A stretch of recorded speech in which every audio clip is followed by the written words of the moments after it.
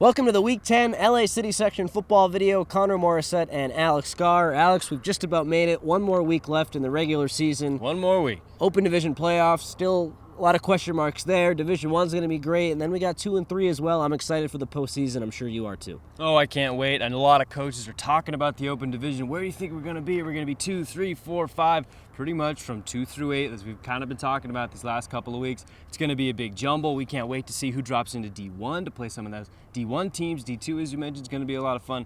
This is the best time of football season for every single school. Every single school pretty much is going to get a shot here, so I can't wait. Let's get into the Cal Preps 10. That's the 10 that matters. Top 8 is what really matters, but we like to give the 10. So Dorsey's at 10 for them, and then they have Westchester 9, Venice 8, Palisades 7, Garfield 6, Eagle Rock 5, San Fernando 4. We'll talk about that in a little bit. Birmingham 3, Carson 2, and Narbonne 1. So you mentioned how close everything is. I think score lines are going to matter this week. Say Yes. Carson has a tough day against Narbonne and loses heavily. That might allow San Fernando with a big win over Panorama to jump ahead of them.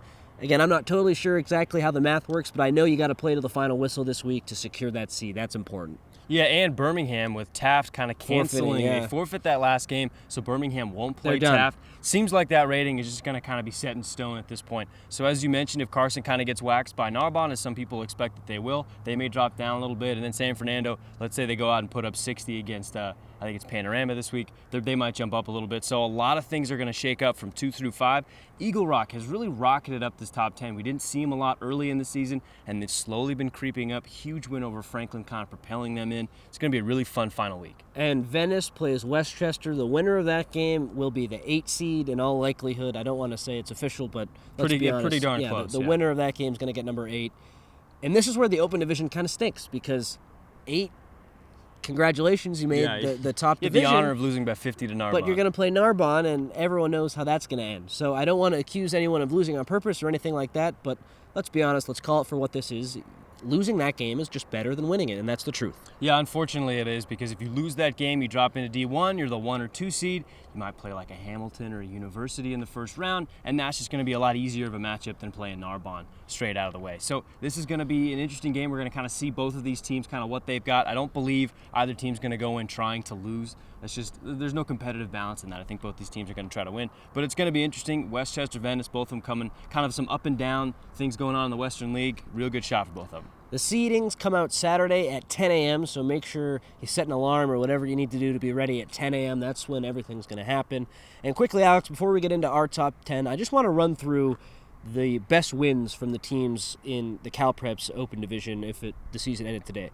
So what's funny is Venice would be at number 8 if the season ended, and they have the best win out of anyone, bar Narbonne, which is paramount. Palisades' best wins are Venice or Westchester, Garfield, Crenshaw, Eagle Rock, Fairfax, San Fernando, Dorsey, Birmingham, Harvard, Westlake, which is the second best win out of anyone, and then Carson, Banning, or Farrington, the team from Hawaii, who is 2-7, but still a pretty good team on paper. So you just kind of look at that. That's why the 2 through 8 is so close. Venice, They can't buy a win right now. That's why they fall, even though they have the best win. Besides that, Narbonne has some really good wins.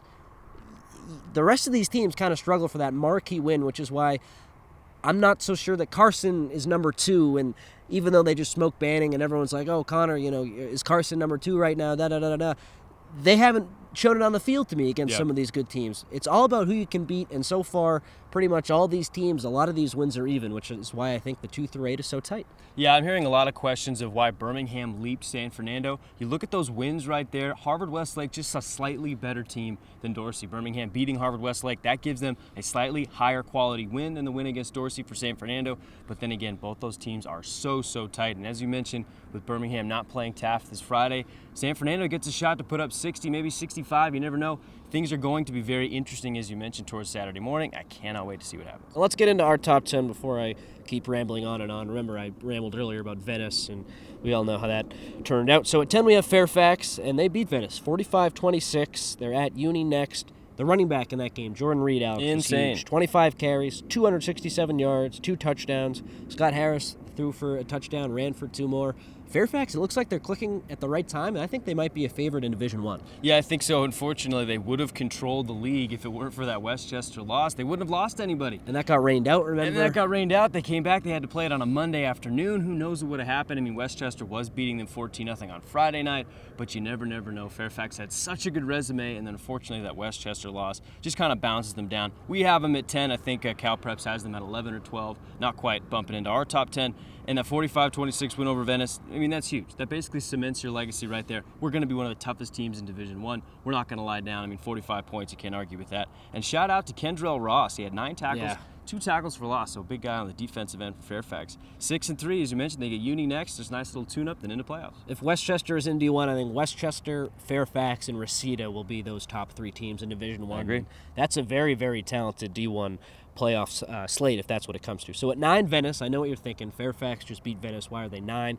It's because the Western League, is so crazy with Westchester beating Fairfax and Venice having to play them, and Palisades. Everyone's beating everyone, it seems like, pretty much. Beating up on each other. We're going to hope that this final week allows things to kind of come to a head and make sense of the rankings for us. But if not, we might see some kind of head-to-head games that didn't really make sense and one team ahead of the other. But Venice right now is 9, 5-4. They lost to Fairfax.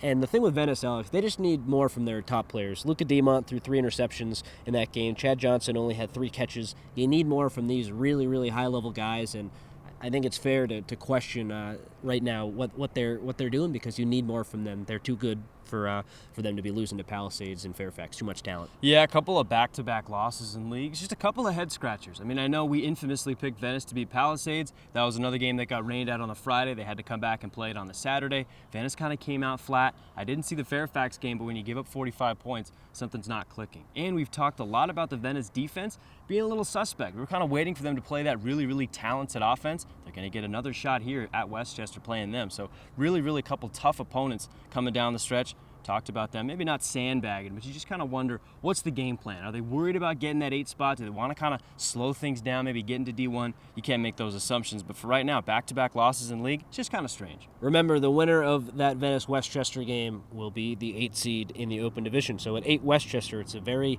Western League, bottom-heavy top 10 right now. They're 8-1. They destroyed Hamilton 70-21. 70. Yeah, and some of these stat lines are great. Jillian Carter was fantastic, threw for 6 touchdowns. Nathaniel Adams was over 100 yards. Jacoby Sims and Tyler Dumas combined for 5 touchdowns. When that Westchester offense clicks, it clicks. Yeah, we thought they were going to be Palisades. We thought they put up a bunch of points. They kind of stubbed their toe. Game plan wasn't really working. They faced a good defense.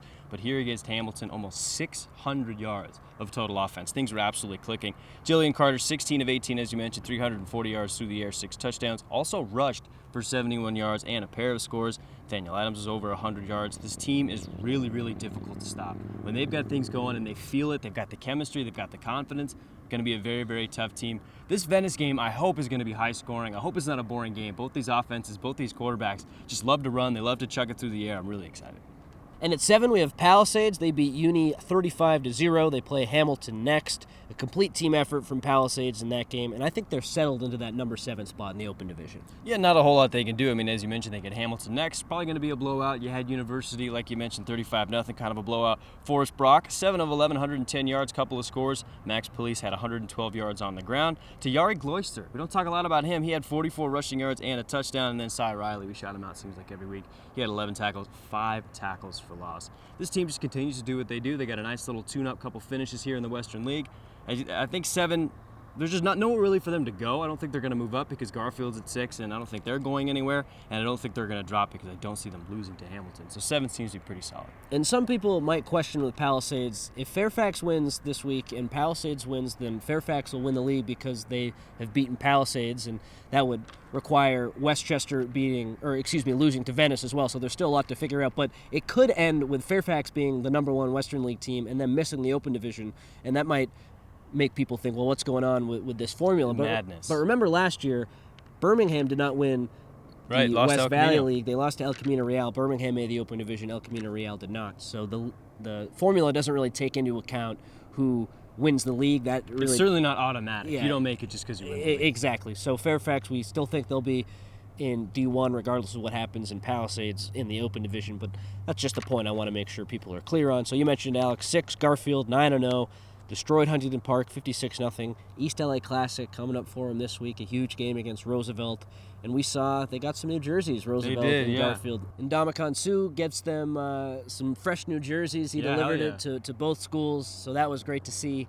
And those guys are going to be looking fresh at East LA College on Friday in that big rivalry game, which I think we both expect Garfield to win. Yeah, LA Ram and Ndamukong Suh gave him new jerseys, socks, cleats, gloves. These guys are just going to be swagged out. It's going to be so much fun.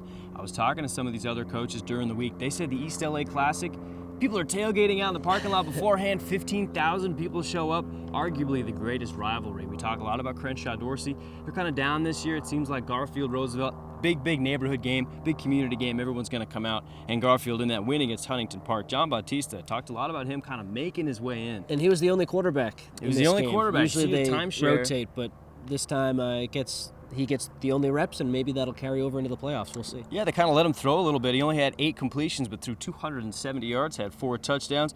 Angel Hidalgo, the man, 4 balls, caught 4 balls, 106 yards and a touchdown. PJ Garcia chipped in 52 yards on the ground and a couple of scores. So Garfield just kind of tuning things up. They get Roosevelt next. Should be a huge, super fun game, and then they're right into the open division. 1 point with Garfield before we move on. So Roosevelt is just going to be the second team that Garfield has played all year that has a winning record. They've had a very easy road. They have a really easy schedule. So they're, according to Cal Preps, what were they, 5 or 6? I think 6, yeah. 6. So just like we have. They'll be tested in that first game. They're going to avoid Narbonne if they stay at 6, which is good. Got to go on the road, too. But they'll be tested, whether it's Birmingham, San Fernando. Finally, they'll play someone legitimate, and we'll see if the schedule was easy and they were just waxing teams they were better than and weren't really tested, and that's going to cost them, or if they're legitimate, that'll be great. At 5, Carson, 5-4. They destroyed Banning, 41-14. I was there. Damani Sanchez was the player of the game in that one. 9 catches, 112 yards, 2 touchdowns. Those 2 touchdowns were really great acrobatic plays. He was awesome. Uiale, the quarterback over there at Carson, was efficient once again. Ja'Cory Moe, the ground game with him, it's just tough to stop. He's going to break 1 tackle pretty much guaranteed, and then it's up to the defense to gang tackle him. He looked great. So Carson's rolling here a little bit. And the one thing with them, they coughed up a 14-0 lead. So they allowed Banning to get back into the game, tied it at 14, and then in the second half, they just steamrolled them. But maybe if you're looking to poke holes for whatever reason, that could be something to work on. If you have a lead, you want to kind of see it through, and Carson wasn't able to do that, although in the second half, you can't criticize them for that performance. They were just dominant. Yeah, I mean, we talked a lot about Carson kind of needing to make a statement. What were some of the things that you saw in that second half? Because they finished the game 41-14. So it was tied 14-14, but then it seems like they just went on the roll. Did you come away from that game feeling like, okay, I kind of see a real legit Carson team? So Narbonne, their defensive line is the best line in the city. I think Carson is the second best defensive line in the city. There were a million tackles for losses, it felt like. Jake Otto, the Banning quarterback, he loves to scramble, move around. He had a couple nice carries, but for the most part, he was getting tackled behind the line of scrimmage. The running game for Banning wasn't really working, so the defensive line really blew me away. I think that defense is great. And then in the secondary, Micah Gardner is a guy who transferred in from Torrance, I believe, and he'd been fighting for a spot. I think he's established himself now as one of the top cornerbacks on that team. He had an interception, so the defense was as advertised. We talk a lot about how good that defense is. I think if Palisades plays them in that first-round open division, they're in for a rude awakening. Nice slugfest. Yeah, that's a really, really good defensive team. Uiale, like I said, he was efficient. And Damani Sanchez, if he can play like that and be that big-time number 1 receiver, they'll have a real deep threat, and they can run the ball, as we know. So they look like a complete team to me. I was really blown away with their performance in that second half. I thought they looked great. I just want to see him do it against someone a little bit better than Banning. So that's going to be what's next for them. Yeah, I'm curious to see when they get into that open division, if they make it to the semifinals. Do they see an Eagle Rock next? Do I think we've got it 4? Eagle Rock has been such a good team all the way through. We thought they would go undefeated. We kind of circled the Franklin game at the beginning of the year and thought that's going to be the test.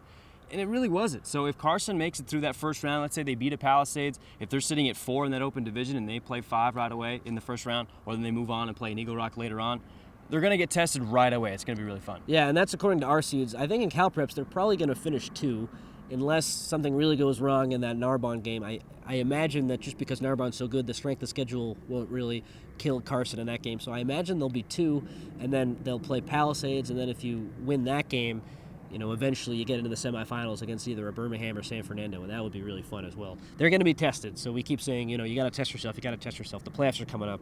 That's going to happen with Carson. At 4, Eagle Rock, 9-0, destroyed Franklin 56-6. Wow. And we were wondering, is Eagle Rock legitimate? This is the best team on their schedule, or one of them, and they just rolled Franklin. Wasn't even close. I know it's a Division II LA City team, so you can kind of take that for what it's worth. but I think we expected that game to be closer, and it just wasn't. Yeah, our man Keith DeMolder really likes Eagle Rock. Yes, He's he been does. really impressed by them. I mean, you got to go watch his Best of the Rest segment, man. He's got some hot takes on how good he thinks Eagle Rock is. But we were kind of, like you mentioned, we were kind of waiting to see. They played Franklin. We were talking about Alfred Bobadilla being a great quarterback. Well, Nathan Corrales really stole the show, 163 yards through the air, 2 touchdowns, and on the ground, 74 rushing yards and 3 touchdowns. 5 total touchdowns for that quarterback over there. Rayford Turner also had 97 yards and a pair of scores. And Bobadilla, he kind of did his part, 143 yards and a touchdown, but he threw 3 interceptions, and that Eagle Rock defense just got after him all night long. Yeah, and that's what Franklin does. They're going to throw the ball around, and Eagle Rock made them make some mistakes. And I think if you play Franklin next week, it's going to be the same kind of thing. They don't care who you play. They have a style. They'll spread it out. They'll throw the ball. They'll trust their quarterback. And let's face it, they just went up against a really good Eagle Rock team. A little bit too much for them. I still think Franklin's the favorites in Division II, and we'll see what happens in the D2 playoffs. But Franklin, Wilson, they already played. Franklin won that game. Wilson's number 2 in Division II, according to CalPreps. That's Franklin's to lose. At number 3, Birmingham, 7-2, destroyed Chatsworth. They're not going to play Taft, Alex, as you mentioned this week. And here on my sheet, it just says they're ready for the next challenge. That's the truth. They're pretty much done. 60-6 over Chatsworth. Jason Artiga, 16-23, 263 yards through the air, 3 touchdowns, no interceptions. Mason White had a pair of touchdowns. Quentin Herring had one. And Delamonte Barnes, a freshman, he got a touchdown. So shout out to him. Taft games will forfeit. Just stay healthy. Work on towards the Open Division playoffs. Prepare for the first round. Alex, at 2, we have San Fernando. In the CalPreps rankings, they're 4. We'll touch on their ranking in a little bit, but another Valley Mission League domination. You were there, 56-0 at Sylmar. It's a rivalry game, but that scoreline doesn't look like a rivalry scoreline. No, I've talked to the coaches, and they say it's more fun when both teams are good. Sylmar didn't Of course, really, it always is. Right, Sylmar didn't really show up in this one. The fans didn't quite show up. They didn't ever get on the board, and I only think they got a couple of first downs. They really didn't move the football. And San Fernando, they threw the ball for pretty much the first time all season long. Adrian Lopez, a junior quarterback, he was 10-13, 326 yards through the air. Didn't really air it out, kind of a lot of stuff in the flat, a lot of screen passes, but a ton of stuff after catch. Chris Parker, 6 catches, 177 yards, and a pair of touchdowns. One of them was supposed to be a hook and ladder. He was supposed to lateral it back, but he's like, nah, man, I'm scoring this as a touchdown. So CP, shout out to you, a couple of scores. Andrew Hernandez took the first kick. The opening kickoff, took it back to the house, pretty much set the tone. Set the tone for the game. Nehemiah Thompson had 147 yards on the ground and a touchdown. Kyle Bryant had 75 yards and 2 touchdowns. In 5 league games, Connor, they've allowed 6 points. And those 6 points were to Reseda, the team that we thought was pretty much the only challenge they're going to have. So clearly that Valley Mission League is just not the kind of competition they need to face. Maybe somewhere down the road, I would just like to see some of these leagues, at least for football, kind of like they do in some of these other, like NCAA, you see some of these teams shift things up, Division I and II when it comes to football and basketball. It'd be really nice if they kind of rearrange, take some of those lower teams from Valley Mission and the West Valley, have them play each other, and try to make the Valley, the top tier of the Valley, into one league. It'd be better for everybody, but as it stands now, San Fernando 7-2, and whether they're 2, 3, or 4 in the Open Division, they're just going to have a really fun time starting out. Yeah, and to your point, we see that in baseball too. You talk to coaches over at Pauley and over at Verdugo Hills, they kind of want that as well, but the city, they like to keep everyone kind of the same, and so I hear that. I think in every sport you kind of have those discrepancies, and it's too bad. It would be it would be great to move teams around and have dominant leagues, but I don't know if it's feasible. I wish it was, but I mean, I guess that's a question for the city, and we're not the experts. Yeah, we're not the experts there. Is 4 too low for them in CalPreps? I kind of think so, just because they have played such good football down the stretch. I know it's against crappy opponents, not exactly the teams you need to beat to kind of establish yourself. But if we've talked a lot about Carson not having that statement win, we're not quite sure. I know that San Fernando kind of lost those games early, and Birmingham kind of jumped out a little bit. 4 just seems a little low, just by what I've seen through the eye test, but I can't slight them for what they've played. Birmingham's good, Carson's good. 2, 3, or 4, wherever they are, I think they belong. Personally, I would put them at 2 in our rankings just because what I've seen is a little bit better. But, I mean, the difference between these 3 teams is just going to be so small, it doesn't really matter. And you've seen Birmingham, San Fernando, and Carson, I've so seen them it's all. not like you're just talking out of your butt right here. So, yeah, I think that's all. I think Birmingham and Carson might say I am. So the reason they fall in the rankings, Alex, and I hear you, I think those 3 teams, they're all neck and neck. It's that Alemany and Notre Dame Sherman Oaks Those are bad losses. defeats. Getting shut out by Alemany and Notre Dame Sherman Oaks really just running up the score in that game. Birmingham played Notre Dame, and it was a closer scoreline, still a blowout, but a little closer, so that helps with the formula. Yeah. And then Birmingham's other big non-league game against St. Paul, they lost big, but they didn't lose the way that San Fernando had a lost puncher's to chance Alemany. to win in that game, too. So that's kind of what it comes down to. And we talk so much this year with the early start, is that hurting the city? San Fernando is the perfect example of that early start hurting the city, because if they had played a little bit better in those games, I think they'd be the clear number 2, but they didn't, and now they're paying the price. Yeah, I would love to see San Fernando and Birmingham play each other. I think that would just be so much fun. The Valley would get behind it. It would kind of silence some doubters on either side if Birmingham goes out and beats them, or other way around, if San Fernando beats Birmingham. It would just kind of help establish, because this is a budding rivalry. And I hope maybe down the line, a couple of years, if both these programs are still very healthy, that they play each other in the regular season. You never know, schedules are always kind of hit or miss, but that'd be a ton of fun. But here's the opportunity. Open division, if they both win their first round games, if the seedings line up and they play each other in that second round, that'll be so much fun. I agree. Number 1, Narbonne, 6-3, 62-0 win over Gardena. Quarterbacks, Jalen Henderson, Jake Garcia, didn't throw an incompletion. They had perfect ratings. Top 4 wide receivers for Narbonne all had touchdowns. Narbonne's the best example of this. Let's just fast forward through the league and get to the playoffs. Yep. And even with them, you hate to say it, but maybe the second or third round of the playoffs, which would be the championship, they might need to fast forward through that as well to get to that state playoff game. I hate that I say that, but, every week we say it. Unfortunately, it's the reality. The Marine League nowadays is just not like it used to be. Banning and Carson and San Pedro are not quite the same that they used to be. Narbonne has really turned themselves into the premier program in LA City, and they just feasted on the bones of Gardena. 62-0. As you mentioned, Garcia and Henderson, a perfect 13 of 13 total. Jawan Collins and Jack Brown had rushing touchdowns, and then Aaron East, Elijah Queen, Steve Jenkins, and Joshua Jackson. Those are the 4. The 4 guys, they had all receiving touchdowns. They get Carson next. And, Carson, here's your chance, right? You punch him in the face, maybe you get some legitimacy, you get some respect, but for Narbonne, I think they're just going to keep rolling. So off the Schneid, I've got to give a shout-out to Sotomayor. They got off the Schneid last week with a 19-14 win against Maywood. All so right. we picked that one right. 2 teams left because Taft is forfeiting. So Taft, Sotomayor won. Not going to get off the Schneid. No, well, they literally can't. You got to wait till 2019. But a couple teams still have a puncher's chance. West Adams 0-9 against Manual Arts. I don't think so. I think Manual Arts probably wins that one. But Southeast, they're 0-9. The former Southeast power. Southeast against Legacy, who I believe is 3-6. Sure, give me Southeast. Yeah, Jaguars, you got a shot. And then Rancho Dominguez, they had 2 wins, but they were both forfeited. So technically, they're 0-8, and they play Sotomayor. So the Lobos, they probably get off the Schneid, but that doesn't count. That's kind of cheating. So Southeast, you're my pick to get off the Schneid. All right, I agree with that as well. I think Manual Arts is too good, and they'll win. But Southeast, yeah, sure. Yeah, sure. If I had to bet, though, I'd bet against everyone. But, that's not That's why what we you do when this. they're 0-9. Yeah, exactly. We like to pick the team with the best chance. Let's move on to the game ball segment where we highlight some of the top players from the past week.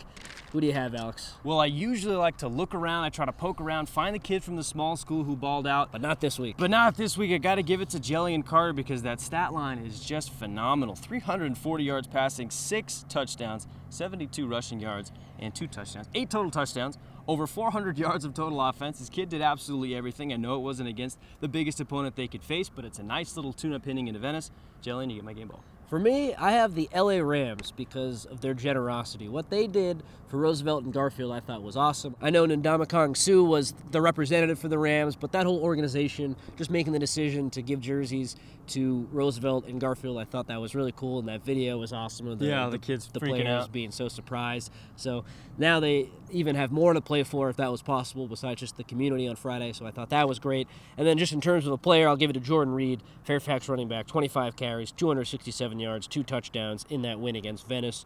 We always say the best players make the best plays against the best competition, and Venice in the Western League, that's some pretty damn good competition. So the fact that Reed was able to do that against them, all over him. Yeah, I was really impressed with that. So let's pick some other games. Narbonne at Carson. Carson, they're 3-0 in the Marine League, as is Narbonne. They haven't really arrived at that point. Similarly, Narbonne's blown out everyone. Carson had a little bit of trouble with San Pedro, but they ended up blowing out Banning as well. Is this a 4-touchdown game? Is it closer? What do you think here? Yeah, so I was going to ask you, if I set the line at 35.5, are you taking the over or are you taking the under? Are you taking Narbonne in the points? 35.5, I'd go under, I think. Yeah, I think Carson might score a couple of times. I don't know if Narbonne's going to put up 60. Let's say Carson scores twice. If it's 42-14, that means Carson would cover that big old spread. So I think Narbonne's going to win this one. Just a matter of how close they can keep it. I think 42-14 seems reasonable. It's at Carson, and it's Carson's senior night, which should give them some added motivation, even though they're playing Narbonne, so they really shouldn't need any. But I agree with you. I think if it's closer than that, that's a bit of a surprise. And it's not a slight on Carson. It's just that's Narbonne in 2018. That's kind of where we're at. Venice at Westchester. The battle to play Narbonne in the first round. The battle to get smoked. Westchester's coming off a huge win. Venice has stubbed their toe in back-to-back games, and I've picked them. Goodness, I've picked them twice. They've kind of burned me twice. Yeah, me too. Westchester, they continue to play really, really well. I just think they're a better team, a healthier team right now. Venice, what are you doing, man? I thought you'd win these games, but now they're in a position where they just lose 3 straight. They're going to be in Division One. For that reason, I'm picking Westchester. Neither of us, I should say, are going to be there, so I don't want to accuse Venice of doing anything, but on paper, Venice should win this game. Venice is better. Won the last two games. I'm picking Venice. I don't know what's going to happen to that one because remember, it's better to lose and not accusing anyone of anything. But on paper, Venice should win. I'm taking Venice. And a Venice-Narbonne matchup in the first round of the Open Division, we'd all pick Narbonne, obviously. But that'll be a fun game. A lot of high-power offensive players for both teams. I think that one would be fun. More fun for Narbonne, but at least we get some cool matchups out of it, so that's what I'm hoping for. Crenshaw-Dorsey, one of the best rivalries, probably the best rivalry in the city. Certainly the most historic with the most NFL players to their name. Dorsey, I think they've played some better football. They've played some tougher teams. They lost last year. Obviously, Crenshaw went all the way, played in the state championship, so I got Dorsey this week. I think if they win big and if they continue to just kind of play that style of football, if things happen in those 8-9, you never know. Maybe Dorsey, if they really beat up on Crenshaw, if Venice and Westchester both kind of beat up on each other, I wouldn't be surprised at all if Dorsey jumped to 8. I have Dorsey. I would be surprised if they jumped to 8, but I have Dorsey winning against Crenshaw, and it's because when you look at the Coliseum League, Dorsey has beaten their opponents by a larger margin than Crenshaw has. And we saw Eric Sondheimer's tweet. I don't know who's any good on Crenshaw or Dorsey. You've seen both teams, but I think you'd struggle to say who's good. They don't keep stats, and that makes it hard for us. Don't keep stats. The rosters aren't complete. It's kind of tough to know who these kids are. I saw Fernando play Dorsey, and Dorsey didn't really show up in that one. I saw Crenshaw beat Fairfax, and the game got forfeit, so Fairfax actually ended up winning that game. Crenshaw, when I saw both those teams, I thought looked better, but watching some of those losses later in the year and the way Dorsey's kind of blowing out some of these teams, as you mentioned, that margin of victory, I think Dorsey's going to win this one. Yeah, we both have Dorsey in this game. Paulie at Arleta. I went to Arleta yesterday for some volleyball, and the Arleta football team, very friendly. They interacted with me pretty much throughout the whole game. Met a lot of great guys. They were like, hey, why'd you pick Verdugo? I said I thought they were going to win. They were like, well, we won. I was like, I know, I'm sorry. So that happened. Arleta. Yeah, exactly. So Alex is on your side. But really great group of guys, so I wanted to shout them out. Paulie at Arleta. Paulie sticks, so Arleta.